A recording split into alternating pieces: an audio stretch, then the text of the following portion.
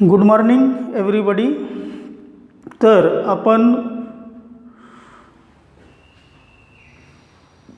कालच्या व्हर्च्युअल क्लासमध्ये आपण कर्नाटकचं दुसरं युद्ध बघितलेलं आहे. तर या दुसऱ्या युद्धामध्ये जे कारण होतं ते कारण म्हणजे कोणतं होतं? भारतातील नवाबाच्या किंवा राजाच्या उत्तराधिकाराचा प्रश्न होता. तर आज आपण बघणार आहोत तर तिसऱ्या युद्धाचं कारण काय आहे. तिसऱ्या युद्धाचं कारण आहेत युरोप खंड किंवा युरोप या खंडामध्ये जे ऑस्ट्रिया आणि प्रशिया यांच्यामध्ये जे युद्ध झालेलं आहे ते कारण आहेत. तर पहिल्या युद्धाचं सुद्धा कारण युरोप खंडातील ऑस्ट्रियाच्या वारसा अधिकाराचा प्रश्न होता आणि दुसऱ्या युद्धाचं कारण जे होतं कर्नाटकच्या दुसऱ्या युद्धाचं कारण भारत होतं आणि तिसऱ्या युद्धाचं कारण काय आहे? युरोप खंडच आहे पुन्हा. तर आता आपण ऑस्ट्रिया आणि प्रशिया हे जे देश आहे दोन्ही देश कुठले आहेत? युरोप खंडातले आहे. कुठले आहे? युरोप खंडातले आहेत. कर्नाटकचे तिसरे युद्ध याचा कालखंड आहे 1756 ते 1763. म्हणजे एकंदरीत आपल्याला 1756 ते 1763 म्हणजे 7 वर्षाचा कालखंड आहे. यालाच जे सप्तवार्षीय युद्ध कुठे झालेलं आहे? युरोप खंडामध्ये झालेलं आहे. कुठे झालेलं आहे? युरोप खंडामध्ये झालेलं आहे. आणि या युरोप खंडामध्ये त्याचं कारण आपण बघणार आहोत. सप्तवार्षीय युद्ध युरोप खंडात झालं त्याचं कारण आपण बघणार आहोत. तर आपण ऑस्ट्रियाचं नाव तुम्ही ऐकलं असेल. ऑस्ट्रिया आणि दुसरा जो आहे प्रशिया म्हणजेच आताचा जो जर्मनी आहे तो. तर ऑस्ट्रिया आणि प्रशिया यांच्या सीमावादावरून जे काही या दोन देशामध्ये युद्ध चालू झालेलं होतं तर ऑस्ट्रियाची बाजू कोणी घेतलेली होती? फ्रेंचांनी घेतलेली होती. फ्रेंच. आणि प्रशियाची बाजू घेतलेली होती इंग्रजांनी. म्हणजे आता बघा युरोप खंडामध्ये हे दोन देश एकमेकाचे एकाची बाजू समजा फ्रेंचांनी घेतली तर दुसऱ्याची बाजू इंग्रज घेत होते आणि ह्या दोन देशाव्यतिरिक्त ह्या दोन देशामध्येच युद्ध होत होतं. आणि हे जे युद्ध चाललेलं आहे फ्रेंच आणि इंग्रज हे यांचं युद्ध किती वर्ष चाललेलं आहे? 7 वर्ष चाललेलं आहे. म्हणून याला सप्तवार्षीय युद्ध असे म्हणतात. कारण मग काय येईल? सप्तवार्षिक युद्ध. याचं कारण काय आहे? सप्तवार्षिक युद्ध युरोप खंडामध्ये चालू झालं. आता मग भारताचा काय संबंध? हे कुठे युद्ध चालू झालं? युरोप खंडामध्ये.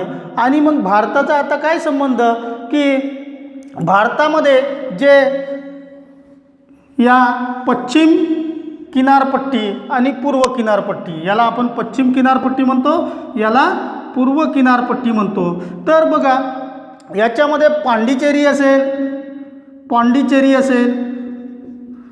पांडिचेरीला फ्रेंचांची वसाहत होती. मद्रासला कुणाची वसाहत होती? मद्रासला इंग्रजांची वसाहत होती.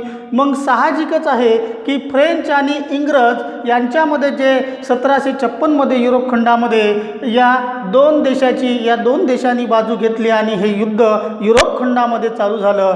पण त्याचे पडसाद कुठे उमटलेले आहेत?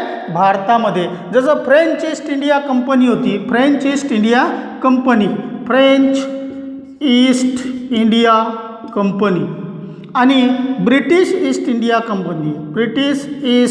India company. तर या दोन कंपन्यामध्ये या युरोपमध्ये जे फ्रेंच आणि इंग्रजांचं जे युद्ध चालू झालं त्याचे पडसाद या दोन कंपन्यामध्ये उमटले. आता बघा काय झालं की जसं दुसऱ्या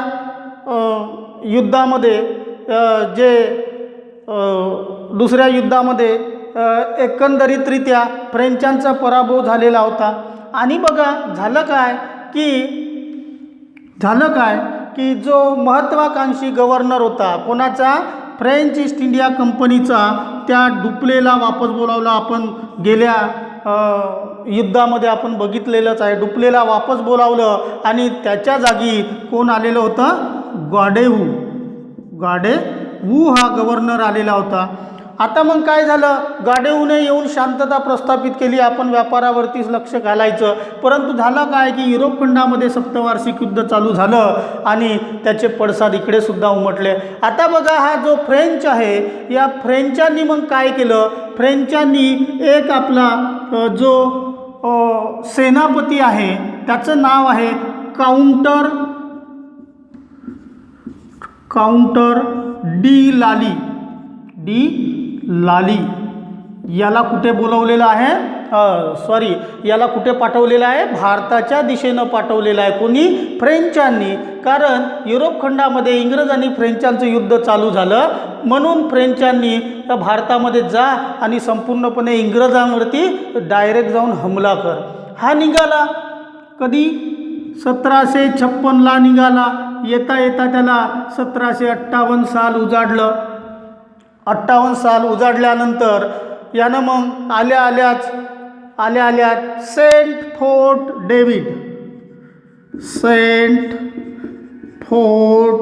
डेव्हिड हा किल्ला होता. कोणाचा? इंग्रजांचा किल्ला होता, दक्षिणेच्या टोकाला इंग्रजांचा. आणि या किल्ल्यावरती येऊन आक्रमण केलं आणि तो जिंकला. कोणी जिंकला? या काउंटर डी लालीने, म्हणजेच फ्रान्सने जिंकला. तिथे कब्जा केला. परंतु इंग्रजी सत्तेला, म्हणजे भारतातील इंग्रजी सत्ता ही तेवढी युद्धाच्या तयारीत नसल्यामुळे सेंट फोर्ट डेव्हिड याने जिंकला होता. परंतु अतिशय घाईघाईने याच्यावरती आक्रमण केलं आणि काउंटर डी लाली याने सेंट फोर्ट डेव्हिड हा किल्ला जिंकला. त्यानंतर त्यानं आपला मोर्चा वळवला तंजावरकडे. कुठे? तंजावरवरती अतिशय वेगाने आक्रमण केलं. परंतु या तंजावरमध्ये आक्रमण केल्यानंतर त्याचा जोरदार प्रतिकार कोणी केलेला आहे? इंग्रज सेनापती आयरकूट. अतिशय महत्त्वाचं नाव आहे आयरकूट. याने या तंजावरवरती जे फ्रेंचांनी जे आक्रमण केलेलं होतं ते आक्रमण परतवून लावलं आणि या तंजावर या फ्रेंचांना जिंकू दिला नाही. कारण काय? तर बघा, त्याच्या अगोदर हा कधी आला? काउंटर डी लाली हा आला 1758मध्ये. परंतु त्याच्या अगोदर भारतामध्ये एक महत्त्वपूर्ण लढाई झालेली होती आणि त्या लढाईचं नाव आहे प्लासीची लढाई. कोणती लढाई? प्लासीची लढाई. आता ही प्लासी कुठं आहे? बंगाल प्रांतामध्ये आहे. आणि या प्लासीच्या लढाईमध्ये कधी झाली? 1757मध्ये झाली. आणि रॉबर्ट क्लाईव्हने सिराजुद्दौलाचा पराभव केला या प्लासीच्या लढाईत. आणि अतिशय म्हणजे एकतर संपत्ती मिळाली, सैन्य सर्व, म्हणजे एक प्रकारे राजकीय, आर्थिक, व्यापारी दबदबा कुणाचा निर्माण झाला? या इंग्रजी सत्तेचा निर्माण झाला. आता एकंदरीत इंग्रजी सत्ता ही मजबूत झालेली होती भारतामध्ये. आणि मजबूत झाल्यानंतर मग हे जेव्हा घाईघाईने याच्यावरती म्हणजे काउंटर डी लाली आला आणि सेंट फोर्ट डेव्हिडवरती हमला केला, त्याला तो विजय मिळाला, फक्त एकमात्र विजय. त्यानंतर त्याने तंजावरवरती आक्रमण केलं. परंतु तोपर्यंत ही जे इंग्रजी सत्ता होती ती अतिशय मजबूत झालेली होती. आणि आयरकूटनं मग या तंजावरवरून या काउंटर डी लालीचं आक्रमण परतवून लावलं. नंतर काउंटर डी लाली याने कुठे आक्रमण केलेलं आहे? मद्रासवरती. कुठे आक्रमण केलं? मद्रासवरती आक्रमण केलं. परंतु मद्रासवरचं आक्रमण या आयरकूटने परतवून लावलं. आता बघा झालं काय? कंटिन्यू 2 पराभव कुणाला मिळालेले आहे? फ्रान्सला मिळालेले आहे. आता जे या कर्नाटकच्या 3ऱ्या युद्धामध्ये जे महत्त्वपूर्ण लढाई झालेली आहे ती लढाई आहे वांदिवाशची लढाई. कोणती लढाई? वांदिवाश. हे कुठे आहे? पांडिचेरी आणि मद्रासच्या मधोमध आहे. आणि या वांदिवाशची लढाई कधी झाली? 1760. अतिशय महत्त्वपूर्ण लढाई आहे. आणि या लढाईमध्ये या फ्रेंचांचा निर्णायक पराभव झालेला आहे. कोणाचा? फ्रेंचांचा. म्हणजे एकंदरीत भारताच्या राजकारणामध्ये हस्तक्षेप करण्यासाठी फ्रेंचांचं म्हणजे फ्रेंच सत्ता ही अतिशय त्याला काय म्हणतात, फ्रेंच सत्तेचं वर्चस्व या वांदिवादच्या लढाईने समाप्त झालेलं आहे असं आपल्याला म्हणता येईल. कधी झालेली आहे? 1760मध्ये. कुठे झालेली आहे? मद्रास आणि पांडिचेरीच्या मध्ये एक वांदिवाश म्हणून आहे, इथे लढाई झाली आणि इंग्रज विरुद्ध फ्रेंच या लढाईमध्ये मग फ्रेंचांचा काय झालेला आहे? दारुण पराभव झालेला आहे. फ्रेंचांचा दारुण पराभव झालेला आहे 1760मध्ये. आता बघा, इंग्रजांना असं वाटलं हे वारंवार युद्ध करून राहिले आहे आमच्यासोबत, तर आता आपणही प्रतियुद्ध म्हणजे यांच्या ज्या फ्रेंचांच्या ज्या वसाहती होत्या त्या वसाहती घेण्याचा निर्णय घेतला आणि 1761मध्ये फ्रेंचांच्या, जसं बघा पांडिचेरी आहे, कोणती? पांडिचेरी आहे, माहे आहे,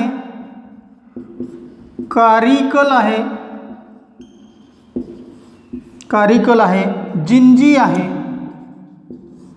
मग या दक्षिणेकडच्या चारही वसाहती, दक्षिणेकडच्या फ्रेंचांच्या चारही वसाहती वरती कोणाचं वर्चस्व निर्माण झालेलं आहे? इंग्रजांचं वर्चस्व निर्माण झालेलं आहे. आणि कधी? 1761मध्ये. कोणाचं वर्चस्व निर्माण झालेलं आहे? इंग्रजांचं वर्चस्व निर्माण झालेलं आहे 1761मध्ये. पांडिचेरी, माहे, कारिकल आणि जिंजी. आणि बंगालला लागून असलेली चंद्रनगर वसाहत ही कोणाच्या ताब्यात गेलेली आहे? इंग्रजांच्या ताब्यात गेलेली आहे. आता बघा, फ्रेंच सत्ता ही नेस्तनाबूत झालेली असताना भारतामधून म्हणजे संपूर्णपणे काउंटर डील आली. एक गोष्ट बघा, याच्यामध्ये एक वांदिवादची लढाई होत असताना जो आपण गेल्या कर्नाटकच्या युद्धामध्ये बघितलेलं होतं की हैदराबाद दरबारामध्ये कोण होता? ब्रिटिश सेनापती बुसी होता. कोण होता? बुसी होता. कुठे होता? हैदराबादमध्ये होता आपलं सैन्य घेऊन दरबारामध्ये. तर ही वांदिवादची लढाई होत असताना जो गाडेहू आहे गव्हर्नर फ्रेंचांचा आणि काउंटर डील आली आहे, हा बुसीला कुठे बोलावलेला आहे? दक्षिणेमध्ये बोलावलेला आहे. त्यामुळे हैदराबाद सोडून बुसी हा वांदिवाश म्हणजे इंग्रजासोबत लढण्यासाठी आला, फ्रेंचांना मदत मिळावी म्हणून. म्हणजे आता काय झालं की हैदराबादमध्ये जे बुसी होता म्हणजे फ्रेंच सत्तेचं वर्चस्व होतं तेही गेलं आणि या वांदिवाशमध्ये बुसी असेल, काउंटर डील आली असेल आणि गाडेहू असेल यांचा काय झालेला आहे? पराभव झालेला आहे. आणि उलट वांदिवादच्या 1760 नंतर पांडिचेरी असेल, माहे असेल, कारिकल असेल, जिंजी असेल, चंद्रनगर असेल, याही वसाहती कोणाच्या ताब्यात गेल्या?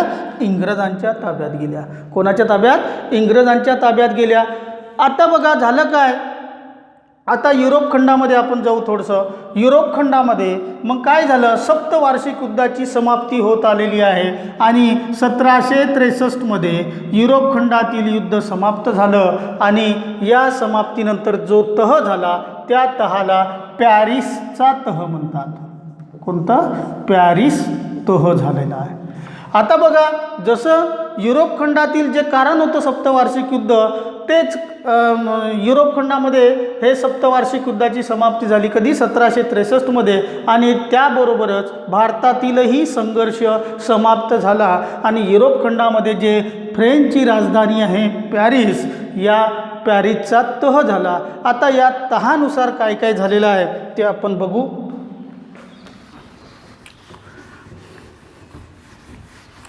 पॅरिसच्या तहानुसार काय काय झालेलं आहे तर बघा, पॅरिसचा जो तह होता त्याचं पहिलंच जे कलम आहे तर युद्ध शांतता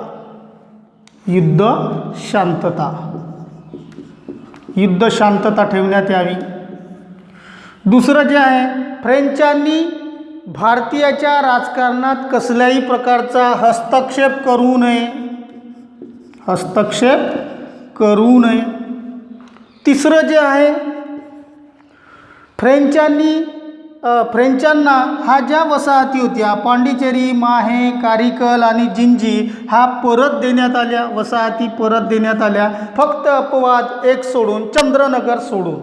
कोणत्या? पांडिचेरी, माहे, कारिकल, जिंजी. लक्षात ठेवा, चंद्रनगर ही वसाहत इंग्रजांनी घेतली, परंतु फ्रेंचांना परत दिलेली नाही. तर कोणत्या? या पांडिचेरी, माहे, कारिकल, जिंजी हा वसाहती परत देण्यात आल्या. परंतु चौथं जे कलम होतं पॅरिसच्या तहाचं, या वसाहतीमध्ये फ्रेंचांनी आपले सैन्य ठेवू नये. महत्त्वपूर्ण आहे, सैन्य ठेवू नये अशी अट टाकण्यात आली, सैन्य ठेवू नये. अशा प्रकारचं हे जे 4 कलम आहे पॅरिसच्या तहानुसार, या तहामुळे फ्रेंचांची भारतातील एक जी राजकीय वर्चस्व होतं ते समाप्त झालं. फक्त या 4ही पांडिचेरी असेल, माहे असेल, कारिकल असेल, जिंजी असेल, येथे फक्त ते व्यापार करू शकत होते, राजकारण करू शकत नव्हते. आणि जसं आपण बघितलं की भारत स्वतंत्र झाल्यानंतर पांडिचेरी नंतर फ्रान्सकडून घेण्यात आलेला आहे, तिथपर्यंत फक्त एक फ्रेंच ईस्ट इंडिया कंपनी ही व्यापार करत होती, राजकारणामध्ये कसल्याही प्रकारचा हस्तक्षेप करत नव्हती. आता बघा याचे जे परिणाम झालेले आहेत, दूरगामी परिणाम झालेले आहे. आता भारताच्या राजकारणामध्ये हस्तक्षेप करण्यासाठी इंग्रजांना दुसरी कोणतीही स्पर्धा राहिलेली नाही. इंग्रजांची सत्ता मजबूत झाली.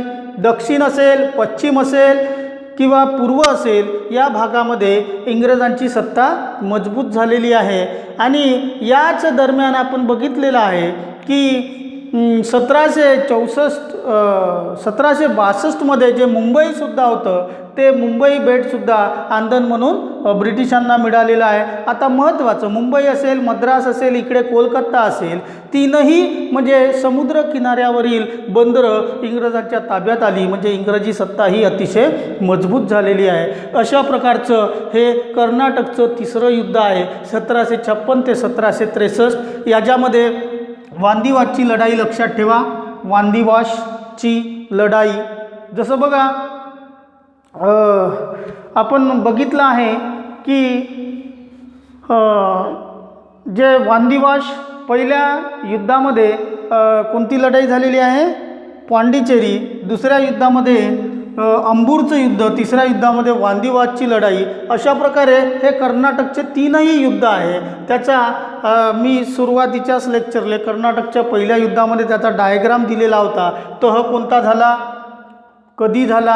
पहिल्या युद्धामध्ये तह कोणता झालेला आहे? एक्सला शापेनचा तह झालेला आहे. दुसऱ्या युद्धामध्ये पांडिचेरीचा तह. तिसऱ्या युद्धामध्ये कोणता तह झालेला आहे? पॅरिसचा तह. अशा प्रकारे आपलं हे कर्नाटकचं तिसरं युद्ध आहे. समजलं का?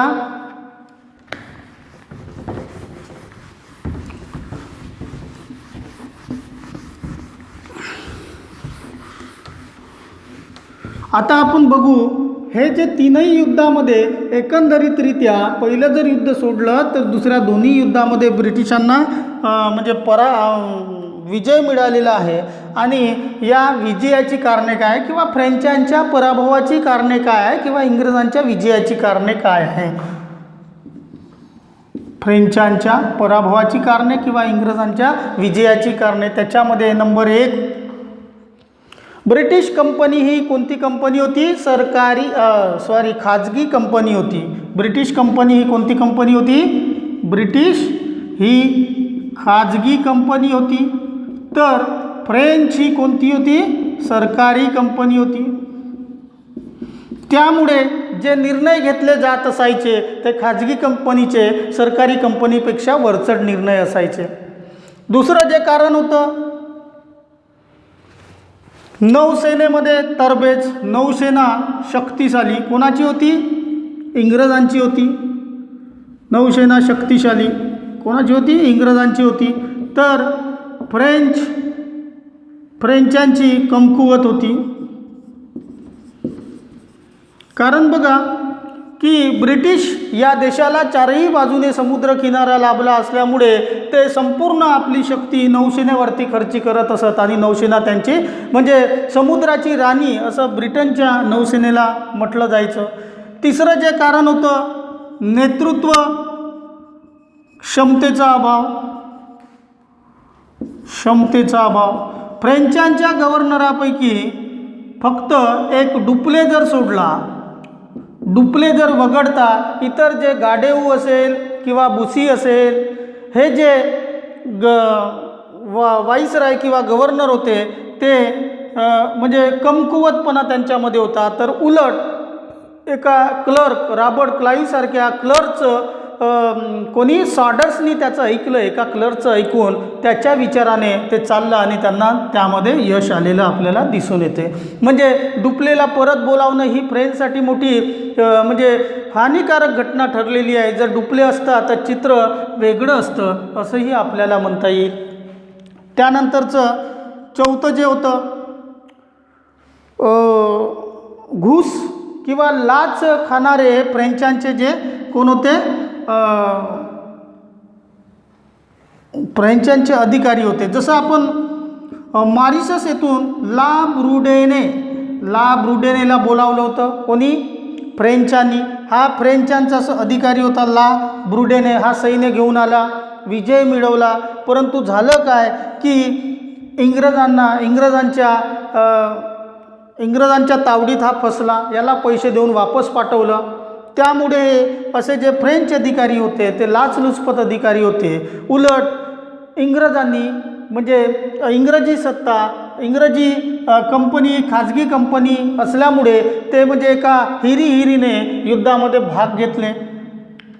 आणि जे पाचवं कारण आहे फ्रेंचांचा आतताईपणा किंवा फ्रेंच कंपनीच्या किंवा फ्रेंच राजाने जे काही म्हणजे निर्णय घेतलेले आहेत, जसं की आपण तिसऱ्या युद्धामध्ये बघितलं काउंटर डी